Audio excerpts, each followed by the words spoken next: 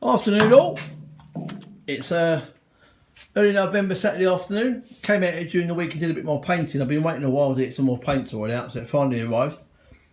So I went round and did a few more bits and pieces, gave the bits of the roll cage another coat, so they're presently, although they were hanging up in here to dry next to my workshop, give me a bit more room in here. I really need to give them a final coat with it, so I've got loads of room around them so I can get a nice wet surface on the roll cage components. At the moment I'm getting too much overspray on them, so I'm going to do them again at a later stage. I went around and did a bit of painting during the week, and I ended up with a few little runs, I'm afraid. The first ones I've actually had.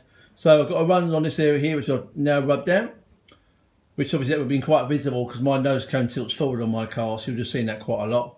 Also got a little bit on here which should actually be covered up by the headlight bracket, and also one down here which is going to cover up with a side panel. I'm going to redo them as I'm doing one, I might do all three of them. I've gone around the whole of the front of the car, which is what I'm trying to get the front nice and smooth, because that'll be the bit that's mainly on show. Just taking off any overspray marks, just with a light 320 grit paper. One of these pads, which goes on one of these blocks if you want to, but I've been using them loose, just to get rid of any little pips on there and hoovered it all up. I've also gone around and hoovered the floor. Earlier on today to get rid of any dust, because I think there might be a bit too much of it floating around in the spray booth as I was doing it last time. I've also obviously done a bit more in this back area as well during the week. I'm quite happy now with the condition of these rear stays and also all of the boot area. So I've bagged all of that area up. So I'm going to be concentrating in the future and try to get a nice surface, nice finish on these. I've got a little bit more welding to do around the back of the roll cage support here, which I might have a go at doing later on. That way, whenever I won't get any welding spatter on the bits I bagged up, and I can do this bit more of a rub down and try and get a nice last coat on that lot as well if I can do.